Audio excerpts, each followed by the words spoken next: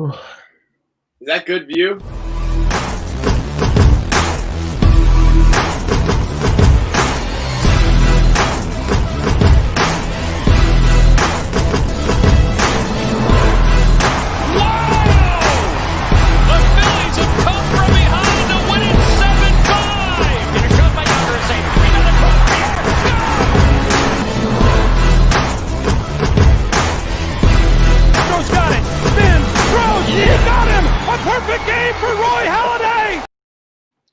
What's going on, everybody? Welcome back to another episode of the Phaithful Phanatics podcast. I'm here with my guys, Gint, Snap, George. Another episode of the Phaithful Phanatics podcast, now brought to you by Manscaped. Manscaped is the best in men's below-the-waist grooming and offers a precision-engineered tools for your family jewels. For instance, their third-generation trimmer features a cutting-edge ceramic blade to reduce grooming accidents. Their waterproof technology allows use in the shower, along with a new LED light, which illuminates grooming areas for a closer and more precise trimming. Use our promo code and get 20% off and free shipping with our promo code Phaithful at manscaped.com. Again, that's 20% off with free shipping at manscaped.com with our promo code Phaithful. Guys, it's been a rough few weeks for Philly fans. Quick side note. Those manscapers do work. I got a little carried away and shaved my whole face with it. I ran out of body hair and was just like, okay. They say all people. Come on. Use the promo code. We are losing our stream to Twitter as we speak, so that's not good. But so anyway, guys, another week. How are we feeling on this Thursday night? By the way, program note, E-Rock will be joining us. Oh, here he is. What's going on? What's happening? How are you guys? What's good? How are you? How you doing? Coming on. Doing great. Yeah, no problem. Let me go landscape on it. There we go. Now we're all set. No, we just started, but we were saying it's been a rough week as Philly fans. So let's just jump right into it. You're a season ticket holder. So my first question for you would be, if you guys were at the link when Doug sent out the punt team, what do you think the link would have been like on Sunday? I think the minute that we even saw number one step foot on the field, the rain of boos would have come down so hard. I mean, to think about it, it would probably be the loudest boo the link has ever had. And honestly, that's one of the unintended consequences of not having fans at games, right? That the fans can't voice their displeasure at something that's going on. And I can't help but believe that if we saw Johnson step foot on the field, the boos would have come down so hard that maybe Doug would have rethought that decision. You know what I mean? Because I was screaming at the TV. You were screaming at the TV. You were screaming at the TV. This guy over here, he was screaming at the TV. I was screaming. Yeah. So I can't help but think, if fans were actually there, maybe the decision would have been rethought real quick. Yeah, I think the vibe that it gave off was that he kind of gave up on his team for a second. But with that being said, look, we can talk about the punt all we want. We can talk about Matt Pryor with his bonehead false start on the fourth down play. But the bottom line is Doug Peterson's been under a lot of criticism this year with his play calling. And the bottom line to me is that he flat out played for a 59-yard field goal. You can say whatever you want about the false start to take him back 5 yards, but you got a 1st and 10 on the quarterback sneak after Carson Wentz picked it up. You ran the ball 2 times straight into the heart of the defensive line. They weren't going to let you run the ball up the middle. You weren't getting anywhere doing that. And then, they threw the quick slant to Greg Ward that I don't even think they were intending it to even be a completion. It happened like that, and then they trotted on the field goal team. He played for a 59-yard field goal. So do you have issues with Doug Peterson? Because there's a lot of blame going around with Doug Peterson, Jim Schwartz, Carson Wentz, Howie Roseman, all across the board, top to bottom in this organization. How high is Doug and his play calling been on your list of issues? He's definitely up there. I mean, it's undeniable. He's definitely up there. But the problems that stem or that are causing the Philadelphia Eagles to have the type of season that they're having are so layered. They're just so layered. And I know as Eagles fans, we sit here and we want to believe that they can turn it around. But what you are seeing is basically the manifestation of so many errors and so many layers to those errors that it has now caused this team to be in complete disarray. I mean, a lot of people have asked me on Twitter. A lot of people have DM'd me on Instagram, whatever it might be. You know, what's going on with this team? Oh, it's Carson Wentz. Well, it's not Carson Wentz. It's actually Doug Peterson. Well, it's not neither of them. It's the injuries. Well, it's not necessarily the injuries because if you look at the talent that's on the field, like J.J. Arcega-Whiteside, it's actually the drafting and the draft picks not panning out. So that ultimately falls on Howie Roseman. Yeah, but the scheme. Yeah, but this. Yeah, but that. And the reality of the situation is everybody's right. Everybody's right. That's the good news. Everybody's right. The bad news is everybody's right. Everybody's right. So Doug Peterson is certainly part of it. It's harder to really wrap my head around the regression. We want to use that word for Carson Wentz so much, the regression of Carson Wentz, but also the regression of Doug Peterson and his play calling. I think that sometimes a lot is made out of a defense calling out plays, right? We hear that a lot. Oh, the defense was calling out plays. They knew what plays we were going to run. You hear that a lot, but the reality of the situation is for a whole week, a team is game planning and game prepping for you. They know what you're going to run, dude. They know that 15 to 20 plays that you're going to go to over and over and over again and try over and over and over again. So the fact that the defense is calling out plays or know what's coming, you still have to stop it. And if you execute those plays, that's a whole different story. What I'm lacking from Doug is just an overall sense of creativity. You know, I was trying to do a throwback Thursday video for Twitter, and I was running through the recent games between the Eagles and the 49ers, and I just happened to stumble upon a couple different games that featured Andy Reid as the head coach. And you saw Deshaun Jackson doing jet sweeps. You saw different motions and different misdirections and stuff like that. And that's something that's lacking from Doug Peterson's offense in a situation where Doug needs to really manufacture protection, doesn't he? Your offensive line is banged up. Your skill position players are hurting. Dallas Goedert's not there. Jalen Reagor is on IR.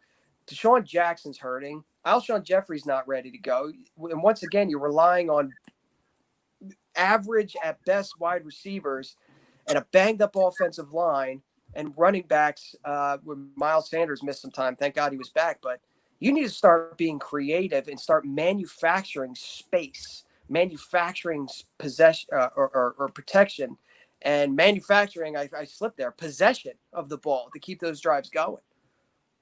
Yeah, so one more. Look, Doug is on my last nerve, if you couldn't tell. So that I'm going to stick there for a second, and then I'll throw it to you guys for Carson, the defense and all. But Dan Orlovsky said earlier that, you know, watching the tape, that he only saw like 5 or 6 different passing setup, whatever he called it, that Doug ran.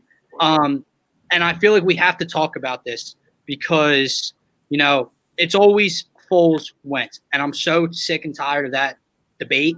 So I'm not going to go there, but I'm going to go where people give Doug credit and they go back to the Super Bowl year and when Carson went down, and Doug gets all the credit for adjusting his offense to Nick Foles.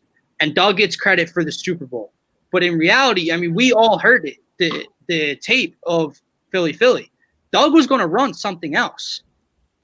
That's Nick. Now, would it have worked? Maybe. But Doug wasn't thinking that. That was Nick Foles, okay? And then Nick Foles, obviously, as if Sunday couldn't be any more of a disaster with the Eagles tying the Cincinnati Bengals, Nick Foles replaces Mitchell Trubisky and leads a fourth-quarter comeback, and the Bears win. And then he comes out and says that Frank Reich, because they're playing the Colts this week, he says that Frank Reich was the one who helped figure him out and help the offense figure him out and readjust it. So is that kind of what we're seeing? Like when Frank Reich and DeFilippo left, was it really Doug being this creative? Because at the time it was Doug and Sean McVay and Shanahan, and he was on that level of creativeness and play calling. is that really him, or are we seeing exactly what Doug Peterson is now?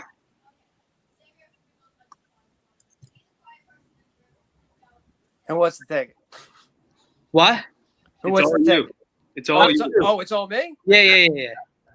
Sometimes I just think you have that magical run and you have that perfect supporting cast around you. Coaching staffs, head coaches never do it by themselves. They do it with excellent supporting cast. And in this instance, in the Super Bowl instance in 2017, I just feel like he had the right chemistry, he had the right people in the place to tap into the right players and get the most out of them. They were getting contributions from veteran free agents that Howie signed that were playing well above their normal level of play. That's a testament to the way Jim Schwartz was coaching. That's the way. But anytime you win a Super Bowl, naturally, and this happens to everybody, unless you're Andy Reid, and then you don't get your offensive coordinator taken, who should have a job. But you normally get your staff kind of pilfered as people are looking for the next big head coach, and you come with that Super Bowl on your resume.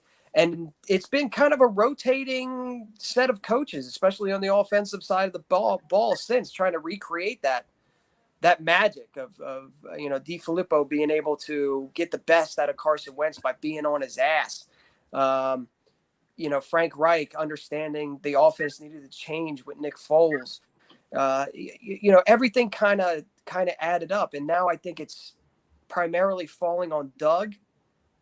And Doug's not the type of guy or the type of head coach that can handle it all on his own. And if the assistant coaches, what's Marty Morningweg was never like a boy genius as far as offensive coordinators go. But what's Marty's role on this team? Like, what is he doing here? You know what I mean? You could look at all the offensive coaches and be like, well, what you came here, we were promised to see some of the San Francisco 49ers. So where is that? What are we looking at? What are we looking at? And I think at the end of the day, we're looking at Doug's favorite, dozen or so passing concepts. And, it's just not getting the job done. Doug by himself, I'm sorry, he's just not going to get the job done. He's the type of coach that needs a strong supporting cast around him. And he just doesn't have that right now. Yeah, let me jump to the defensive side of the ball. Coming into the season, we, like us here, talked about how we were excited with the defensive line. We were excited for the addition of Darius Slay. We thought Nickel Roby-Coleman would be a big addition. And I think they've just been a disappointment so far this year. And there's just one guy that I have to bring up because I brought him up every week. Can I hear your thoughts on Nate Gary? Yeah, he's terrible. He's an abomination. That was easy. I don't remember a middle linebacker in an Eagles uniform having a worse game. And I'm thinking back to Mark Semino. I'm thinking back to Stuart Bradley. I'm thinking back to Casey Matthews, and I cannot remember another middle linebacker having a worse game. And you were right. The defensive line was something to be excited about. There was a lot of depth there, especially at the defensive tackle position. And you got some veteran guys on the outside who you can count on, and Brandon Graham and so on and so forth. But when you devalue a position like the linebacker position, when you don't bring in any quality free agents, when you don't spend any draft capital at that position, eventually, I don't care what position it's going to be on the field. For a long time between Miles Sanders and LaShawn McCoy, they devalued the running back position.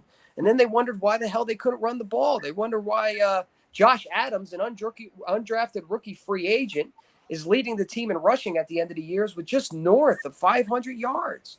It's because you devalued the position. Okay, now we're going to draft a running back. It doesn't matter what position it's going to be on the field. If you don't invest any capital, money, and or draft picks, it eventually is going to bite you in the ass. It becomes a weakness. They let Malcolm Jenkins go, which I'm sorry was still the wrong decision to make. Completely. I honestly thought that Mills, the safety, was going to be a better experiment than it turned out to be. And it just kind of goes to prove, like, listen, you can bring in a shutdown corner. You can bring in one shutdown corner. Fine, whatever. Which was my argument against trading for Jalen Ramsey when that subject picked up. Everyone was like, oh, well, you need one shutdown corner. Dude, one shutdown corner is not going to do dick for this defense. It's not. Okay. Darius, it's proving not to. Sorry to cut you off, but Darius Slay has been amazing. He in the fourth quarter and the overtime period against Cincinnati, he was locked down. He's the reason the Eagles got the ball multiple times in that overtime period, and it still proves you're 0-2-1.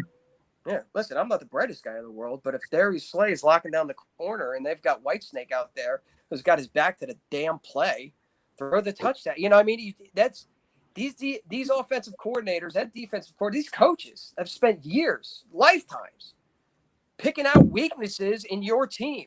Okay, congratulations. You just got yourself a lockdown corner. We're not going to throw to that side of the field. We're going to take advantage of all the other shit you didn't pay attention to, like linebacker over the last – when's the last time? You know what I mean? When's the last time we had a quality linebacker? D'Amico Ryans? I mean, maybe Jordan Hicks is playing a valuable position for the Cardinals right now. I don't know if that counts. Yeah, right. Well, I mean, that was a third round pick, and I think that might be the last time they drafted a linebacker that high. So you devalue a position, you don't spend any capital. I'll reiterate it. Eventually, you can't turn around and go, "Why do our linebackers suck?" Because you didn't bring any in, dude. yeah. So going off of that real quick, is that a Jim Schwartz thing or is that a Howie Roseman thing? Because obviously Howie controls the draft, which we know he sucks at, and we sit here and say, well, Howie devalues the linebacking position, but I've never seen a defensive coordinator get so much leeway and have so much say and not be bothered with, like, he has all the power he could possibly want as a defensive coordinator of this team, not even a successful defensive coordinator on this team. And so I think historically we've seen Schwartz not really value the linebacking position. So do you think that's Howie just still with his poor drafting, or do you think that's Jim Schwartz in his ear saying, I don't need a linebacker? No, I think if Jim Schwartz could get himself a linebacker, he certainly would. I think if Jim Schwartz could get himself any sort of talent at any sort of position, he would take advantage of it. And I think his defenses or the defensive play calling is reflecting trying to mask or cover up a weakness at a certain position, to be honest with you. We can criticize, and that's why, even to circle it back around to Doug, you're only as good as the talent on the field. Everybody looks at that Chiefs-Ravens games and I'm like, look at the creativity. Holy shit. Look at what they're doing. Look at these guys. Look at what they're calling. Yeah, well, I can only imagine that if you had Mahomes and Tyreek Hill and all those weapons on the Eagles, that they'd open up the playbook a little bit further. And I feel like that's the same thing with Jim Schwartz. Like, there's only so much you can do with such poor talent, especially at the linebacker position. It's a tough position to be in. That doesn't say that Jim Schwartz is not relieved or not at fault. And he said so as much. If anything, I respect him for that one press conference that he had, I think about a week ago, where he, we're all sick of hearing, I could have done a better job. I should have put my guys in position to make plays, blah, blah, blah, blah, blah, blah, blah, blah. We heard all this shit before for decades. But he was like, nah, you know what? It was my fault. The game plan was poor. Here's what I was thinking. Here's why it didn't work. And here's what I should have done. Oh, okay. I can respect that. You know what I mean? But the fault lies in so many areas. It's tough to digest them all. Yeah, that was going to be kind of part of my next question. Do you think Jim Schwartz is getting basically everything out of the talent he has, or do you think there's more to give? Because I think this defensive line has not performed nearly to a standard that it should. But then you look at the linebackers and you think, how can we even win a game with these guys playing there? It's what's killing us. It's the it's the intermediate passing game. It's lack of tackling. It's like, listen, when you get to that level, either you can tackle or you can't. Like, they can't teach you how to tackle at that point in your career. You've been doing it since Pee-wee football. Either you got it or you don't. Quarterbacks are getting you can tell the offenses are exploiting weaknesses, and you can only scheme around that so much. Watching the Bengals and Mixon just kind of plow his way through arm tackles, that's not on Schwartz. That's on an overall lack of talent. I think it's a balance of everything, but clearly, at the end of the day in this game, talent wins. You know what I mean? Like, It doesn't matter how good of a defensive coordinator. You could have Tom Landry back there, the innovator of the 4-3 defense. and you give him Nate Gary at middle linebacker, and his defense is going to blow. I'm sorry.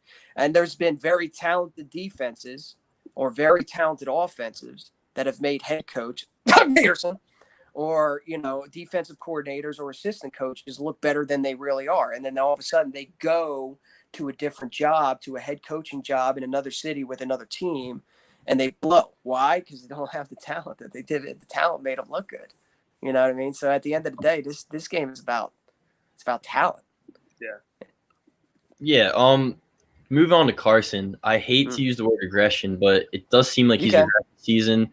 He's missing guys high. He's overthrowing Sanders wide open down the sideline. Seems hesitant in the pocket. What are your overall thoughts about Carson? Do you think he figures it out this year? And do you have any big worries about him moving forward?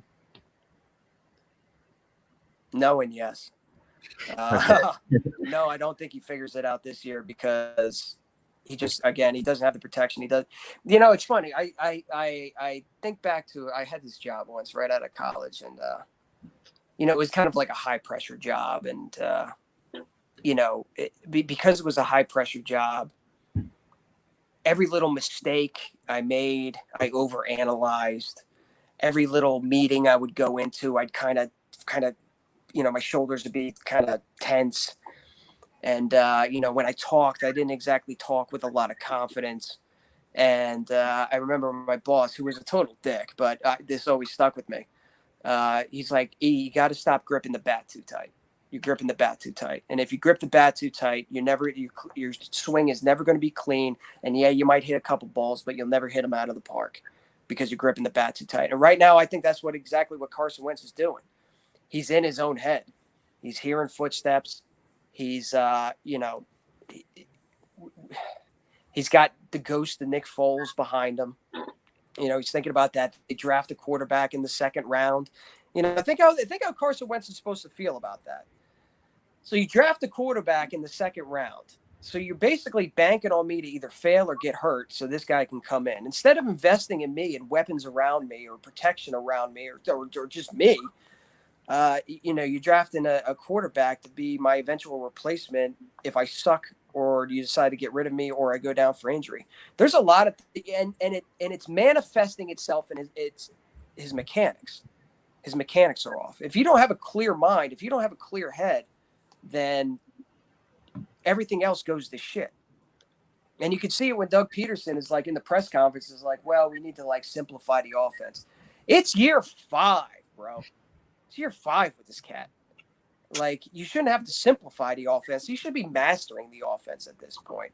Last year, they used the term vertical offense or half-field concepts. Do you guys know what that is? It's basically you go to the line, you read the defense, and you pick the half of the field you want to attack based upon what matchup you think is advantageous to you at that point. So, all right, you mean he's only reading half the field? Why?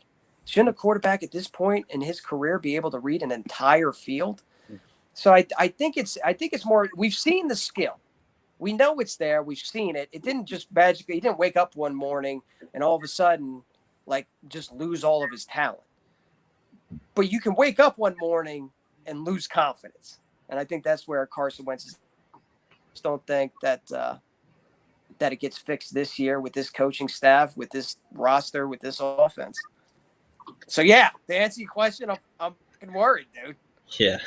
So going off all those statements, I want to know what's the clock for these guys. I know it's only 3 games into the season, but like if things keep going the way they're going, is there a possible change? Could you see a possible change coming in the future with whether it be the quarterback position, coaching, head coaching job, or defensive coordinator, or even GM? Is there a clock on these guys possibly? I know they won a Super Bowl a couple of years ago, but comes to it almost starting to feel like it's like I'm not trying to rush the idea of moving on, but it almost just seems like it's heading to the wrong direction after making the playoffs the last 2 years, and it's almost starting to feel like is this really what we're going to get in the future? Is this regression going to continue? Should we start keeping an eye on it? Because I felt like the Jalen Hurts picks alone just was like, all right, we might be moving into a new direction coming in the future. So I wanted your thoughts on that. Is there a clock for these guys, and is it soon? I think there's a clock. There's a clock for everybody at any given moment, and it's up to that individual whether or not they speed up or speed down their clock. There was a clock on Andy Reid. Andy Reid lasted here 14 years. There's a clock on everybody, and again, it's up to them whether they speed it up or speed it down. I do agree with you in your statement that you think the Jalen Hurts pick was, in essence, kind of getting ready for that transition. Certainly, anytime you're ready to make a transition, at least if you're smart about it, you have bullets in the chamber. You don't just start from scratch with nothing. I do think, given the fact that, Howie Roseman is that tight with Jeffrey Lurie, I think he's safe. And I honestly think Doug's safe. And I honestly think Carson's safe for at least another year because injuries aren't Carson's fault. Injuries aren't Doug's fault. Poor drafting isn't Doug's fault. Poor drafting isn't Carson's fault. The fact that JJ can't, is playing all these snaps and can't get a goddamn target because he, that's not Doug's fault. That's not Carson's fault. But I will say, and I'll also add on top of that, the COVID season. I don't like, the lack of. I've seen the lack of training. Well, if we had a regular training camp, we wouldn't be struggling this. But bullshit. There's all 32 NFL teams had exactly the same amount of time to prepare. We're following the same rules. Nobody had a competitive advantage, and teams are performing and teams aren't. But given the fact that those training camps, mini camps, preseason games were missed, I do think there's a built-in excuse like, if it's not this year, you better shape up for next year. I think next year, the 2021 season is the line in the sand of whether or not you get your shit together or you're out the door. It's up to Doug and Carson whether they speed that clock up or slow it down. Yeah, so I didn't ever think in a million years that 0-2-1 would be Doug's definition of new norm. But so look, man, I don't want to keep you on. I don't want to take too much of your time. So let's get to Sunday. We all saw the injury report today. It's half the goddamn roster. They had one wide receiver practicing today, which is why I keep saying, like, obviously Carson's confidence is down and that's on his play at first. But now how do you want him to rebuild that confidence with the offensive line in front of him, the play calling not helping him out, and what's around him at the wide receiver position? So let's go to Sunday. They're on national television,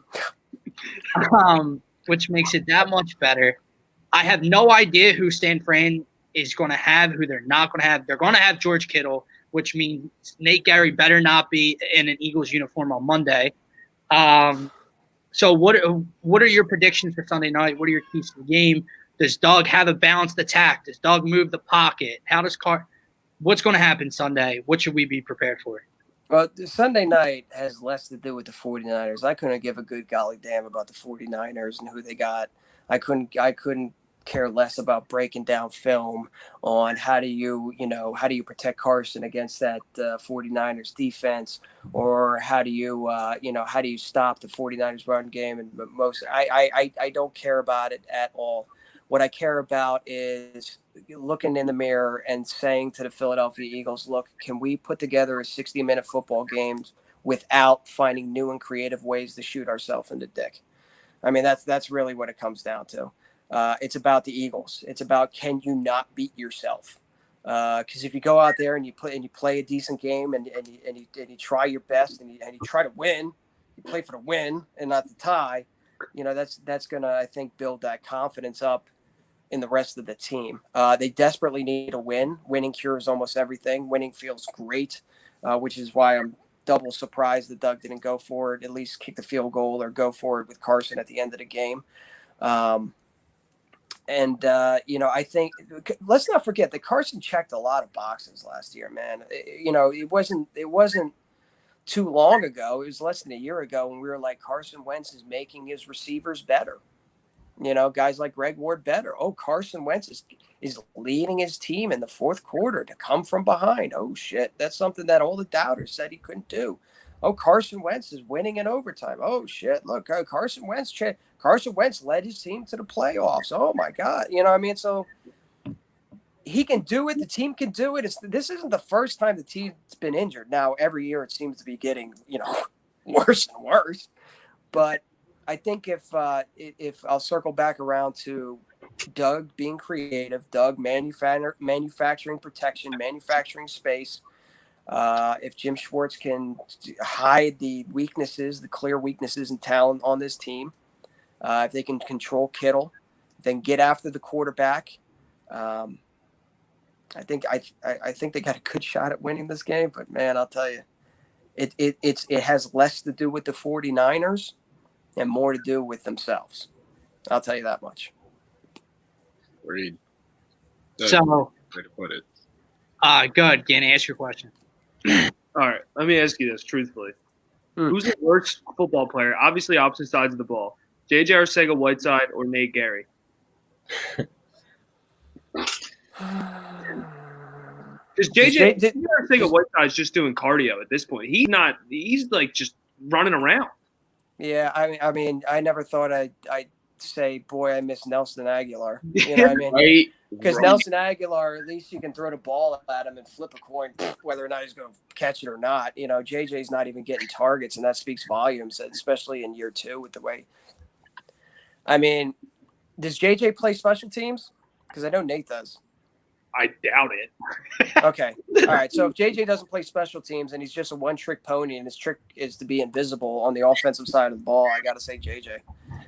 I mean, like think about that. Wasn't JJ the pick that they got from Baltimore when they traded back to draft Dallas Goedert? I think I got that right. Yeah.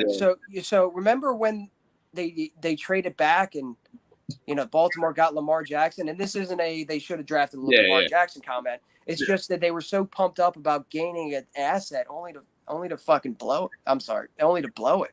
You're good. They took him over DK Metcalf. Go ahead. They took him over DK Metcalf. Oh yeah. Yeah. Dude. Just throw that out. Yeah, I mean, and there's so many.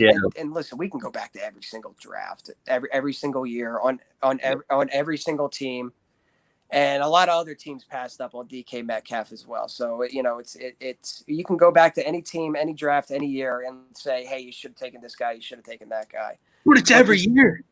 But that's what I'm saying. That's where I'm agreeing with you. It's consecutively like you're missing, you're swinging, and you're missing, and you're swinging, and you're missing. I mean, you look at Miles Sanders, and you're like, thank God that guy. I mean, that's a second-round pick. That's an impact player in the second round that you got. Miles is arguably the best player on this team right now. Yeah. And you had another crack at the second-round pick, and he's doing nothing. So I mean, this is how valuable the draft is. Like anybody that says like, oh, why acquire draft picks? They're just gonna blow it, dude. They're just gonna blow. How is just no? You want to try. You want to have as much draft capital as possible because this is how teams are built. It's how teams are built, and they're blowing it. And now you're bearing the fruits of it. I'm sorry. Go ahead. Draft question since we're on it. What first round pick next year? What position they have to take?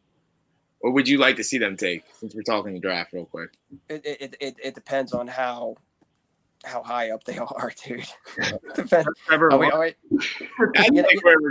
where we're at, huh? Like we're just we're gonna be pretty high, probably. Like we might be right middle. Bro, we lose this game, there's a good chance we go 0-6. And then what happens? You know what I mean? That's when you start really looking at the draft. That's when I'll start zooming into the draft boards and the mock drafts right away. I'll be like, all right, let's see who we're getting next year. And then let's say somehow the Jets bumble their way to a couple wins and you're worse than the Jets. Okay, now you got do you draft Lawrence? You just invested a draft pick and Hurts. Do you trade him? Do you trade back and try to acquire another first round pick? Are you confident that you're not going to blow that first round pick? Like it's a constant like what the fuck. Yeah, right. It really is a what the fuck type of moment. Yeah, and I don't even want to think about next year. I don't want to even think of. But here's what I do know.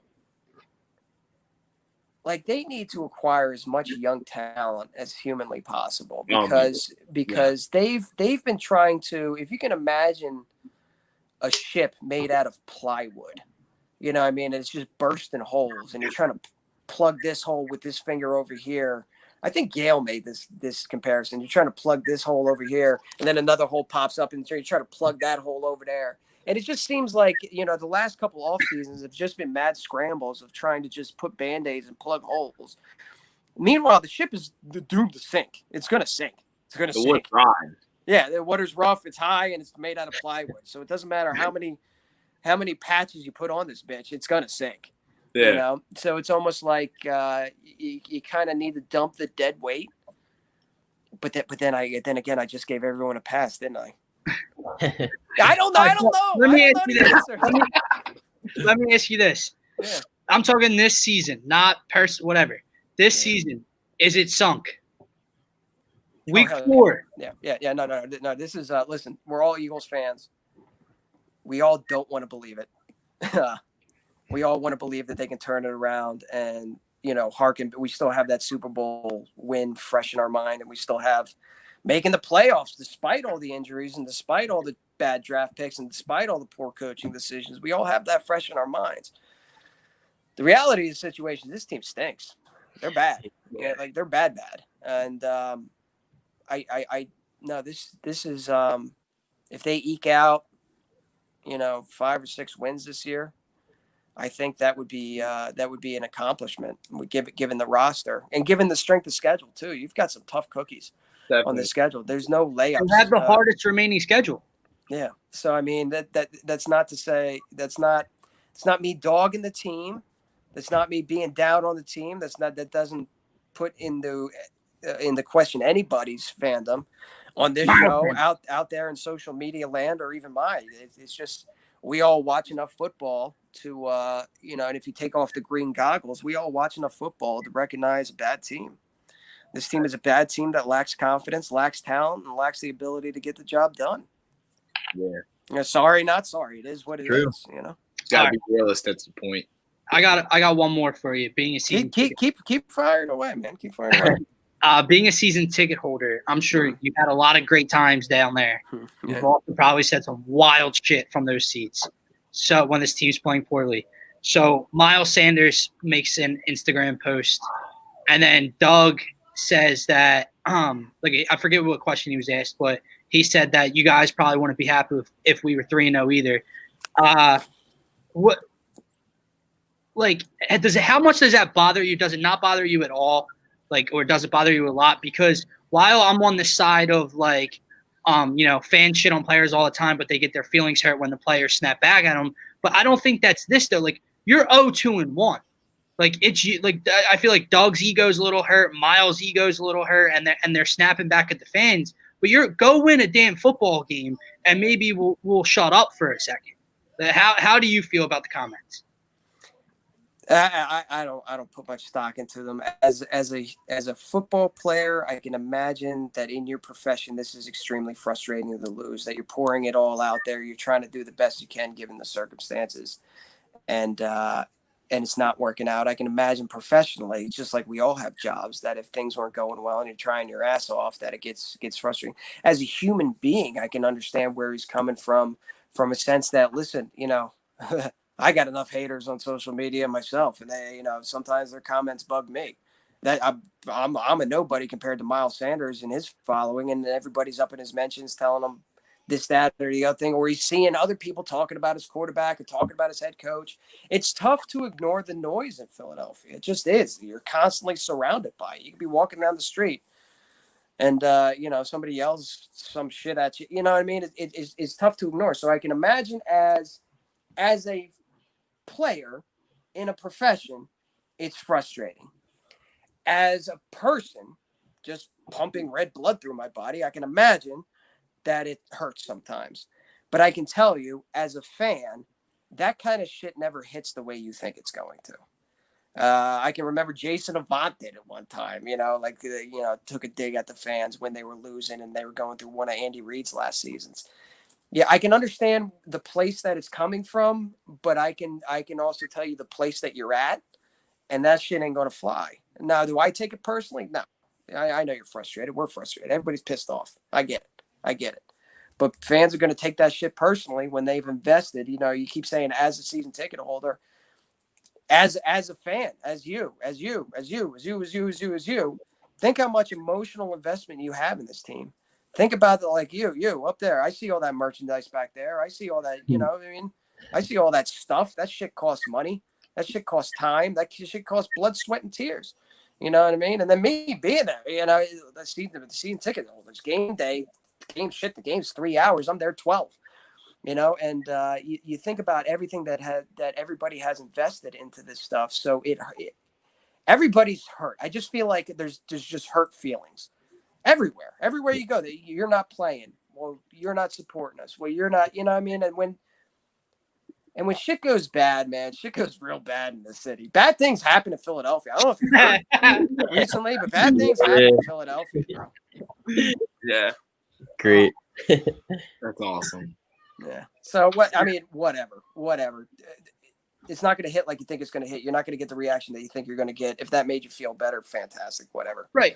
But my thing to it is like you said, I can understand the human being aspect of how fans can be on social media and in people's DMs and, if someone called him an asshole, well, that I understand snapping back at, saying something. But when, we're just down on the team and questioning the team, chill out. You also have to know what city you're in, Miles. We're allowed to do that as fans. Yeah. And nobody's saying that you're not. And nobody's saying that you're not. And this certainly, what I'm saying is not some sort of moral fucking high ground. No. I had an interview with the New York Times, and he was like, "Are you a booer?" And I'm like, "Nah, I'm not really a boo. I'm a cheerer. I'm a screamer, but I don't really boo. Usually if people are booing real bad, I reach for my cell phone and I record everybody booing so I can put it on Twitter. That's my job. That's my role with this thing. But I'm not a big booer." And then he started asking me about the boo, and I kind of had to correct him. I said, "Listen, everybody's entitled to do that. We're the customer. We're the paying customer. It doesn't matter what profession you're in. You're a New York Times writer. If somebody reads your shit and decides that it's no good or disagrees with you, they're allowed to voice their opinion. They're the customer. I have customers that if I'm not performing good enough, I'm gonna hear about it. So that's what you kind of have to. That's what players have to remember. Yes, it's you out there. You're battling. You're putting your bodies and your health and your everything on the line. But it doesn't matter what profession you're in. If the McDonald's drive-through is backed up because some dickhead doesn't know how to make the nuggets, guess what? He's going to get yelled at by the customer, and we are the customer. So you're absolutely 100% entitled to voice your opinion on that one. And yes, you do have to remember what market you're in, because we do take this shit incredibly seriously. And that's one of the things that makes Philadelphia wildly and wonderfully unique. Yeah. Well, thank you for coming on. Thanks for having me, guys. Pleasure. I just have to say before you go, it might be a sign. My screen glitched as it said live 4133 up in the top of the screen. I don't know what that means. The Eagles are probably going to get on Sunday night, but who knows? And I'm not even making that shit up. But thanks for coming on. Thanks for having me, guys. And listen, hang on. Go Birds. Go Birds. All right. See you guys later. See you. Boys, we got some news. Yeah. Baby, let's go. I've been waiting to say it. I'm sorry. I was going to say it, but I didn't want to interrupt you. Feel right. Yeah, we had to do it. We had to do it after. For the first time ever, we have breaking news on the Phaithful Phanatics podcast. It happened 20 minutes ago, but Doc Rivers is the head coach of the Philadelphia 76ers. That was fast, man. He was just in town last night. Yeah. I'm sorry. During that interview, I was on Twitter after my questions. So the news is that he left Philadelphia basically already with the deal. The only thing he had to do is he went down to Florida to talk to his wife, and as soon as his wife gave the okay, that's when he took the job. So it's basically been the interest was both there. They both wanted this. And, oh, man, dude, he wasn't my first pick. As soon as he got let go, I knew Ty Lue was probably going to get the Clippers job, which I guarantee you still happens. But, Doc, man, that is awesome, dude. We lucked into Doc Rivers. We did. We lucked into him. Maybe not all bad things happen in Philadelphia. This could be – so I'm already on my, social media looking around. And as soon as it happened, Embiid tweeted two things. He tweeted, So far gone with 3 exclamation points 42 minutes ago, followed by 36 minutes ago, quote, take my verses too serious, you'll hate me, quote. So he's talking about Drake, which I don't. He's the world's greatest troll, dude. Yeah, so far gone one made me was like, oh shit, did he really want D'Antoni that bad? And that's what I want to talk about since we're going to be talking about this probably for the next 20 minutes. Embiid wanted D'Antoni, and I just did some research on some tweets from reporters. Apparently, Elton Brand wanted Ty Lue. He didn't want D'Antoni, even though initial reports said he wanted D'Antoni. It was ownership that wanted D'Antoni, and he wanted Ty Lue. But Embiid signed off on D'Antoni. So, do you think these guys, Bennett and Embiid, even though they weren't there with him, obviously, last night in Philadelphia, do you think they had a say in this at all for how quickly this was put together? Or do you think they just saw the opportunity to hire a coach of this resume and went for it? I think they could have, but I don't think they had to because I feel like a coach of this resume, no matter what, Embiid and Simmons are going to sign off on it, especially with everyone out there, like D'Antoni and Ty Lue. If Doc Rivers is like, I want to be the head coach of the 76ers, I don't think Simmons and Embiid have any problem with that. Yeah.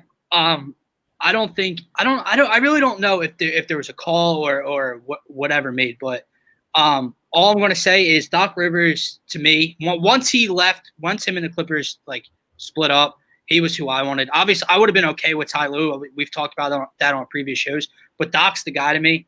And I know recently, he just blew a 3-1 lead with this Clippers team, and he's had some shortened playoff runs with good teams, and that's Brett Brown's issue. But to me, most of all, you're going to learn a lot about who Ben Simmons and Joel Embiid are with this move because Doc Rivers, you keep seeing tweets about it. He demands respect. And once he walks in the room, he's going to demand that respect. You're going to find a lot out about these two superstars and their personalities and how it's going to mold with Doc. Going back to the news, I'm sorry to cut you off, Gant. No, go ahead. Going back to the news being dropped, I don't know if you saw like the first guy that tweeted they were together watching the finals and the job offer come out. Jason Dumas. Jason Dumas did tweet, and he quote tweeted the tweet from last night and said, "If Doc didn't become available, it was D'Antoni." Wow, that was the next head coach. Thank God that Doc became available. No, yeah, I agree. Especially, but the only thing that's alarming about the situation, and I'm assuming Embiid's trolling, but it's like if one of your best players signs off on a guy, and now you're saying the GM wanted a guy, or who wanted D'Antoni? Ownership wanted D'Antoni, and apparently, even though initially they said Elton Brand wanted D'Antoni, D'Antoni or Elton Brand wanted Ty Lue.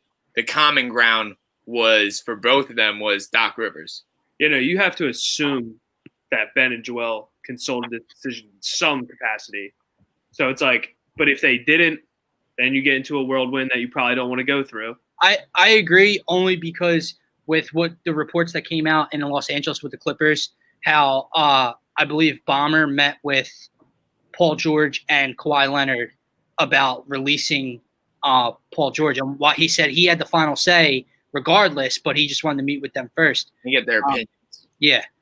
So I think definitely they were asked. It's a 5-year deal, by the way. Shams just tweeted. It was gonna be 5. It seems like. Dude, I'm so finally something has gone right. Like compared to Brett Brown, we have a real head coach now. It's like this is he's got flaws. There's no doubt about it. But what does he do well? Like let's look at that. Let's discuss that for a second. He's had a track record of handling big name guys, egos too. Guys. He won with a big. I mean, he's not as big as Joel Embiid, but he won with a Kevin Garnett in Boston. I have a comparison to make that. He won with a point guard who didn't shoot the ball at the time in Rondo. That's exactly what I was going to say.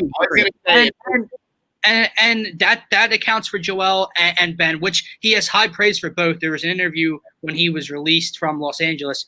There's an interview of him talking about Joel and Ben and his praise for them. But the last thing is, guys, let's not forget who was the coach of Tobias Harris before the Sixers made that trade. He was almost an all-star in the West because that is the most he got the most out of Tobias Harris that year of the trade. And then, he comes here with Brett Brown and you just see regression. Well, Doc's back in town. Doc also coached a guy who's going to be a trade target. Buddy Hield. Or no. No, Chris Paul. Chris Paul, sorry. I was going to make a reference to Buddy Hield because if we trade for Buddy Hield, I'm not saying this is Boston, but it would be really weird if we had a point guard that can't shoot like Rondo, a shooting guard that shoots threes automatic like Ray Allen, a scoring forward that can shoot the ball and somewhat create his own shot like Paul Pierce, and a dominant two-way big man like Garnett. It kind of is like the setup for like a makeshift Sixers 08 Celtics team in a weird way. Like, these are all types of guys that he's had success with. If they bring in a Buddy Hield, the other three, they've had success like that. So I'm actually I thought about it earlier today, and I kind of love the idea. Because if you go for either Buddy Hield or you go for Chris Paul, you can bring them in. You know what I mean? Yeah.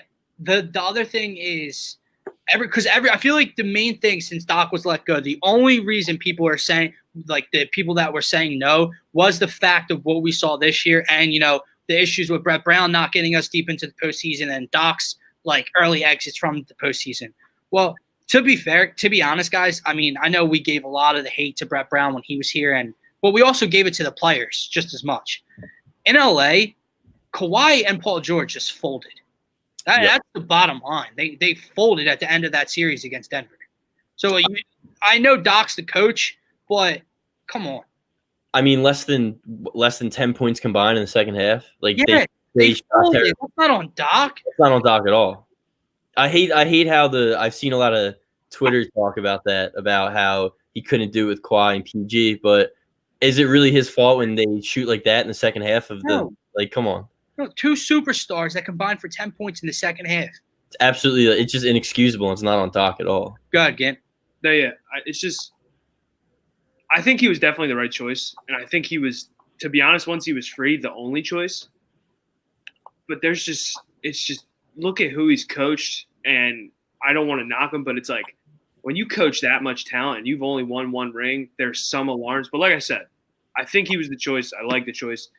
But I don't know if you guys don't really watch JJ Redick's podcast, do you? Or no, it was actually on the Barstool podcast when JJ Redick was on it.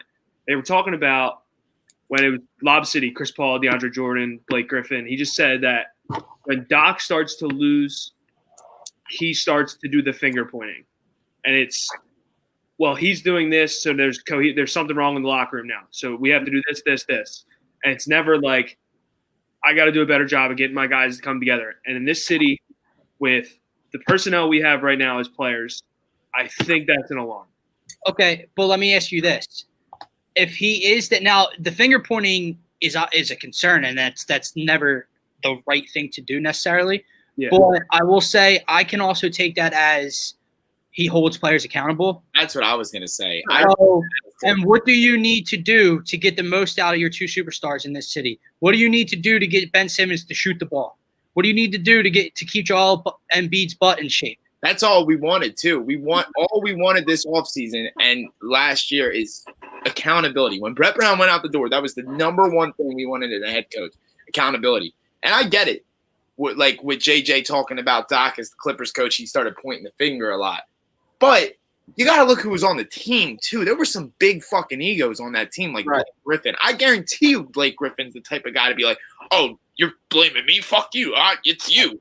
You know, like they were big egos. And you also had a locker room where it was a fact Chris Paul and Blake Griffin didn't get along. They were one of the – I think they led the league in technical fouls that year for arguing with head coach or arguing with refs. Like there were egos on that team. Like if you – and I get it because JJ's a good guy. And JJ loved Brett. But there just has to be a point where it's like I don't need a head coach that coddles anymore. I don't. I don't need a head coach to be like, oh, well, this is my fault. This is my king. Because with Brett Brown, he would say maybe it's his fault. And then we got to come together. But he would do nothing about it. I want Doc to be like, yo, Ben, we lost this by 4 points. We lost this game by 3 points tonight. You were wide open in the corner in the second half and you didn't shoot it once. Or you were wide open in the corner 3 times and you didn't shoot it once. You hit one of those fucking 3 open threes and we win that game. I want a coach that's saying that to him. Like, I need that. And what was the thing with Ty Lue? Like, why were we on board with Ty Lue, right? He coached LeBron, big ego. He coached big egos. He got the ring. Well, Doc coached big egos, won a ring against Bean, went to Game 7 against Bean a couple years after that in the NBA Finals. So he was damn near had 2 rings against the Lakers. I couldn't be happier. Like Ty Lue, because here's my thing, and I know it's also going by the name, and that's never a great thing to do. But like, I think that's something that we kind of needed. And Ty Lue is nice. Ty Lue would have been a nice coach. Doc Rivers. No, yeah. Doc Rivers. I don't. Like I said, I tweeted once he got freed up. I was like, I don't see how this isn't the hire. This literally fell into our lap. Someone just tweeted that from the paint lines. I don't know who it was, but this like literally fell into our lap. A Hall of Fame coach to coach 2 guys that are, I want to say, generational talents. So it's like, I don't see how you would have went another way. There, obviously, any coach you hire, there was going to be flaws, no matter what, and that's always going to happen. So you just gotta hope these things click right, and this train just start moving. I see that he doesn't have any power in the front office, which is none. The head coach. Head coaches always have a say on who their players are going to be. So I'm still really curious to see if this changes the dynamic of Buddy Hield. Does it? There's a million names we've all said. They got to definitely make a move still. Yeah, no, moves will still be made, but I'm curious to see what they'll be. Yeah, you're not going to see like an overhaul or like desperate moves now, because if you hire D'Antoni, you might see a few like different moves. But now it's just going to be, you're going to see normal season. Hopefully, get some guys in. The rumor also with D'Antoni was that he was going to have power on who to say with personnel, that he was allowed to make trades. And yeah, I like that, because you want your head coach to be able to have the guys he wants. But at the same time, like, I kind of like the dynamic when a GM's got power and a head coach has got his power, and they play their roles, especially in this type of situation, because it only takes a few fuck ups with the team, and then next thing you know, you got a guy like D'Antoni saying, well, I might not need Ben Simmons. If you guys could really like make a move and trade him. Like, I kind of like that they're gonna not fuck with that. Like, the head coach is just gonna coach. I just really hope Ben signed off on this, and I assume he did, but I just really hope he did. Yeah, that's just you gotta assume. An old interview on Twitter now just came out, and it's Doc comparing Embiid and Simmons to Kareem.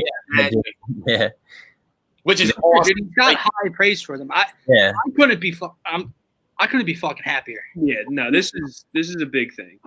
This is an upgrade, like when you went from a Nokia to your first iPhone. Type upgrade. Yo, for real. Like, we went from a development coach turned head coach to like a guy that's been in the league doing this for a while. Yeah. And you also saw the picture I just sent you guys of him about to punch off. That's all I need to know. Like, fuck the Celtics. If we beat the Celtics with this coach, I will. That will just make my day. All right. We can circle back around, but we have to, because we went straight from E-Rock to Doc hiring. So there is a new Doc in town, ladies and gentlemen, and it's going to be a fun 5 years, in my opinion. But and we'll talk a lot about the next. One quick question. Will Zumoff use the term Doc now? No. He's still going to call him Glenn Rivers? Mm-hmm. That's the joke that's been going on. Yeah. Thing. Like, all right, so we do have to talk a little bit more. I want to get your guys' opinions on Sunday's game. I think we're all in the same boat. Pigskin picks. Yeah, pigskin picks. Look, I said it week 2, must-win game, lost. I said it week 3, must-win game, not a loss, but Doug plays for a tie. They are 0-2-1, and while they're only half a game out of the division, because this division's like 2-9-1 combined, the Dallas Cowboys have the easiest schedule remaining in the entire NFL, and the Eagles have the most difficult schedule remaining in the entire NFL. So, season's over, boys. I'm going to still be hopeful, like E-Rock said. Like, We're going to watch, and, maybe they go on the road Sunday night and they play Nick Mullins and not Jimmy Garoppolo and no Raheem Mostert, and they get a big win on the road against still a good team, and something turns around and they get healthier. I don't know. But at this point, I never thought I'd say this. We need Alshon Jeffrey back now. Yeah. You need Alshon Jeffrey right now. You need this new tight end, what's his name, Hakeem Butler or whatever his name is. You need him to actually produce. You need Greg Ward to go out there and get 7, 8, 9 catches for a bean every week. Like, this team is in shambles from top to bottom. Season's over. When he played for that punt, and here's what I want to ask you guys this. Obviously, we've been talking about Carson. And he, again, like I'll keep saying it, he's been awful. There's no way around it. But at the same time, he is the only reason you're not 0-3. And in the most, I guess, not controversial, but in the game where he had the most, I'm trying to think of the word, like animosity, like he had to overcome the most in a game in his career, and he played horrible. And he went down in a 2-minute drill and scored a touchdown with his legs. I would say that's the biggest takeaway I took from week 3 was that Carson ran the ball like 7 times for over 60 yards, had the game-tying touchdown using his legs. It was nice to see that Carson move, getting back. But he also put you in 2 positions to win the game in overtime. Let's not forget about that. Bengals punt, we punt. Bengals punt. He rushes to their 28 or 30-yard line. Nate Herbig gets called for a holding call, go all the way back, and a drive.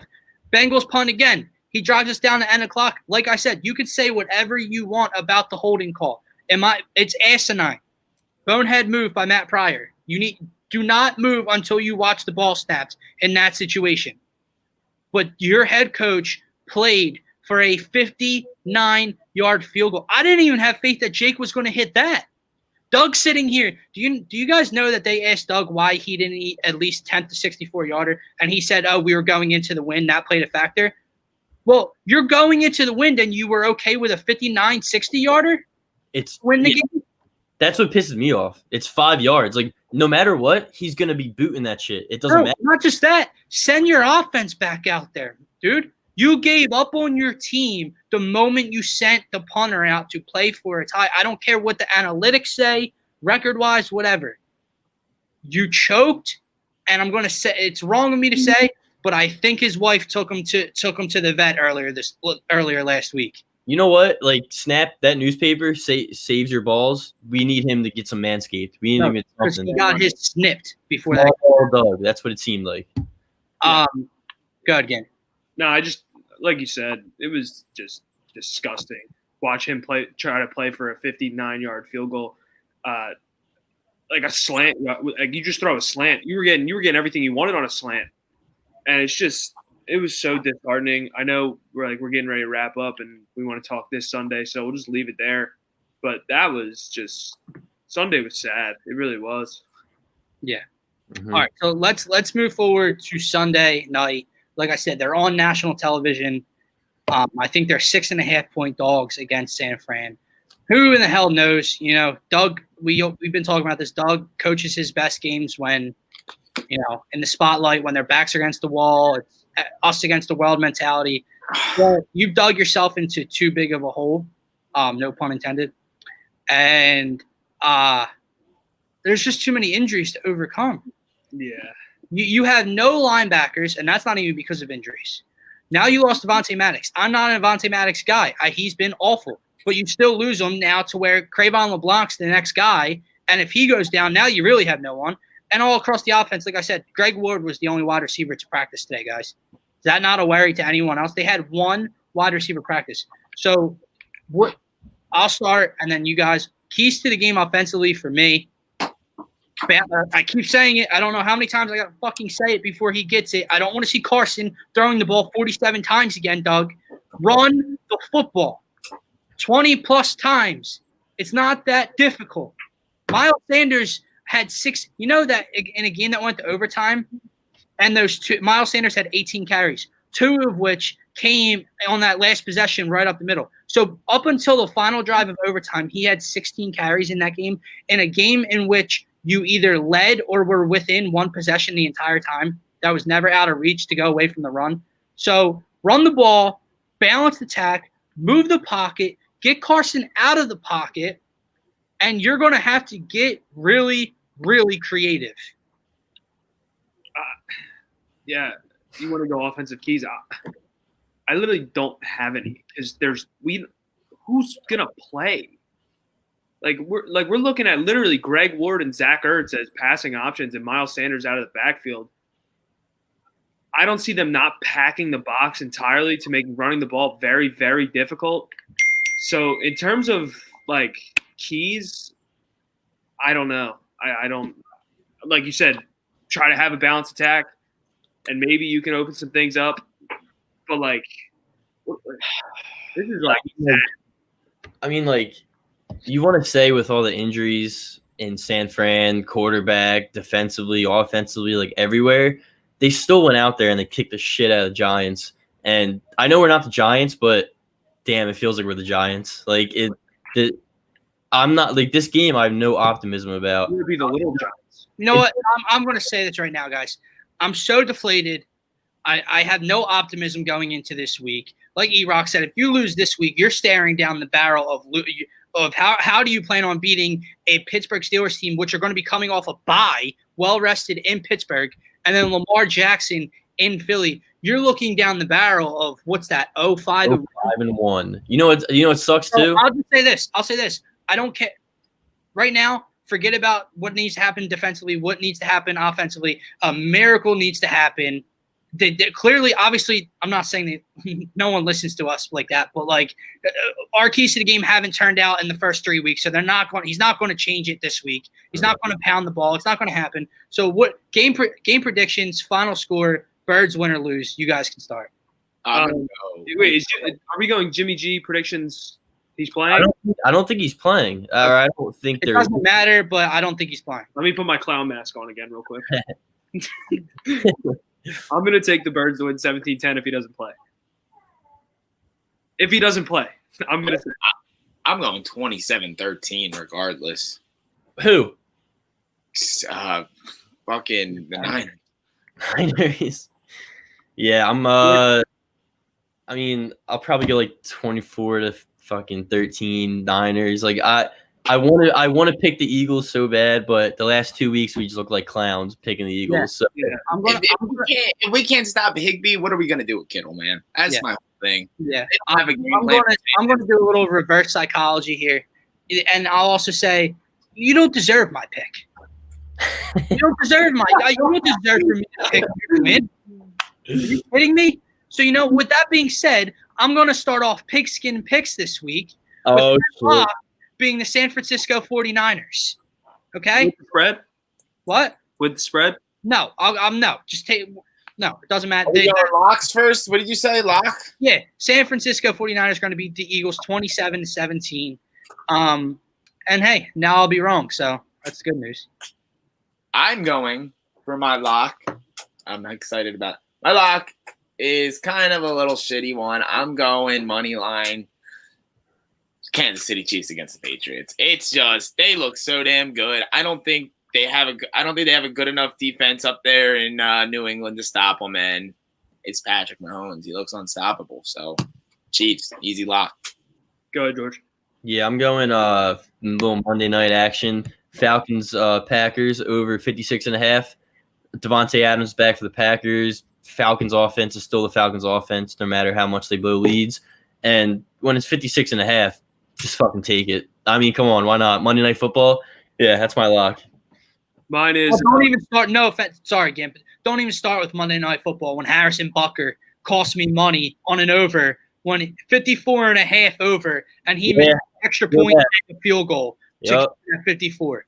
Oh my God. And that was the game of the amazing kickers and quarterbacks. Look at that. My lock, I'm going Seattle -6.5 against Miami. All right. Let's get these dogs. Go ahead, Dill. Who's your dog of the week? For my dog, I'm staying in the NFC least, and I'm going with the Cleveland Browns +5 against the Dallas Cowboys. And I'll tell you why. Dak's been impressive. Dak's been really, really good. And they have weapons all across the board.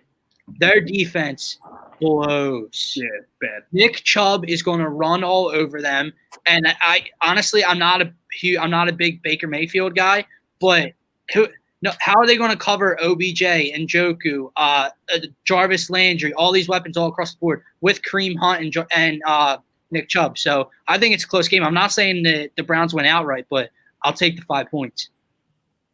I'm going with – I didn't like any of the dogs this week. I really just couldn't find one I liked. I couldn't find one I loved.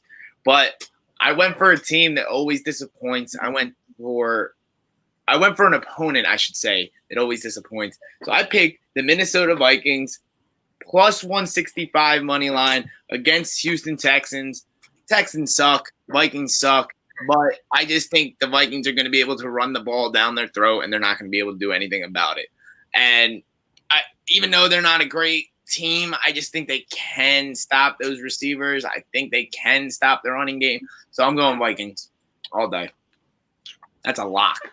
Good. I'm 2-0, so I'm hot. Yeah, I didn't like a lot of underdogs either this week. Like the board's not really looking great, but I'm gonna go Chargers plus 7. I wanted to take that. Yeah, against the oh my God, Buccaneers. I mean, I like the Buccaneers a lot, but if you're giving me 7 points, I'll take it. I don't like any of the other ones. Like I was looking at the Bears, but Frank Wright against Foles, it's like we'll see. Yeah. Yeah. These all are so bad. I'm gonna take Bears outright. All right. Like, Okay. I don't want to do that because now it's like, oh, Big Dick Nick, but I'm gonna take him outright. Frank Reich's going to take his lunch money. I hope so. And I got a bonus pick, easy money. It was going to be my lock, but I didn't want to put that over as lock. If you're not taking the over for Seattle versus the Miami Dolphins, there's something wrong with you. You need to get it. That over is crazy. The over's at 53.5. Take the over, man. Take the over. The way Seattle's been playing and the way they've been letting up points, take the over. All right, guys, there's one more team we need to touch on before we wrap up another episode of the Phaithful Fanatics podcast. And their season's over. And that slipped by while the Eagles were in the midst of tying the Cincinnati Bengals. The Phillies finished below 500. They lost 7 of their last 8 games in a playoff race. Not only that, when even when the odds were slipping against them and they needed help on the final day of the regular season, the 2 teams they needed to lose in the Milwaukee Brewers and the San Francisco Giants both lost. And the Phillies got shut out with Aaron Nola on the mound. Aaron Nola pitched like 3 1/3 or 3 2/3 innings, threw almost 100 pitches. He got pulled before the 4th. They lost 5-0 to the Rays. Literally couldn't win one game in the final weekend of the regular season. It is my wrap up for this show is that this was the most disappointing, underachieving team in the entire Major League Baseball, in all of Major League Baseball. I understand the bullpen, and if they didn't have that bullpen, then they could have been a first-place team ahead of the Braves. But you have a Hall of Fame general manager that you brought in. You have 2 potential aces. I know Aaron Nola didn't pitch extraordinary towards the end of the season, but we all thought you had an ace and a good second in Zach Wheeler. Zach Wheeler pitched better than Aaron Nola this season. So you have technically maybe 2 aces at the top of your rotation, and you have bats all across this lineup.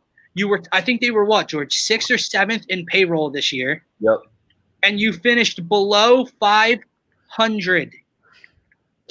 That's awful. Matt Klentak and Andy McPhail, I do not know how they're still employed by the Phillies. John Middleton needs to grow a pair and get them the hell out of town. They better not be back next season because I cannot stand to see another bullpen. I haven't stopped watching playoff baseball other than to do this. And every single person that comes out of a bullpen in this postseason has like a below I'm seeing a 1.92, a 1.75, a 2.80, a 3 ERA. They're all pumping 95 to 98. It doesn't matter who these dudes are. Haven't even heard of some of them, and they're pitching very well. And we had an historically bad bullpen. No, this was a letdown.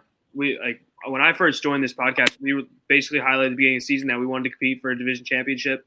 And we said the two things that could go wrong, back end of the rotation and the bullpen. And what do you know? Those came to – they happened. And this team finished under 500, and it was a letdown to say the least.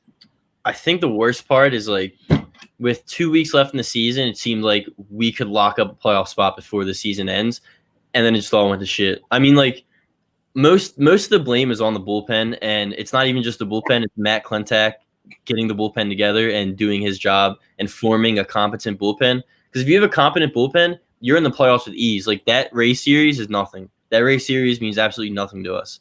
There's guys out there like Blake Trinan signed with the Dodgers. He like such good bullpen guys. He's not going to sign them, and that's the most frustrating part because the lineup did its job. The lineup raked. It did. Except when they got shut out with the season. Yeah, that's the thing. The final series against the Rays was the most heart-wrenching. Like, it was just the worst series to watch because the Zach Wheeler game, it really felt like we could win it, and then one or two hits, another run or two scores, like the seventh against Wheeler. Man's on like pitch 114. Like it sucks. It's frustrating. And if I don't know how Matt Klentak stole a job, I don't know how Andy McPhail stole a job. If they don't fire them, this organization is going backwards, and they're fucking Bryce Harper's prime. They're fucking up the JT Realmuto situation. So this offseason is, I know, like last offseason, the offseason before were the biggest offseason in Phillies history, the Harper season and all. This is the biggest offseason right now in a long time. Like, we need to build a competent bullpen, figure this thing out, and finally win some fucking baseball games. Bryce made it loud and clear. Let's run it back. He Let's run it back. The whole season. We'll see what they do. Yep. So with that being said, I'm Dylan. Dan, Snap, George. Go on manscaped.com and use our promo code Phaithful to get 20% off and free shipping. Whatever you got left in the tank, go Birds. There's a new dock in town, and have a nice night.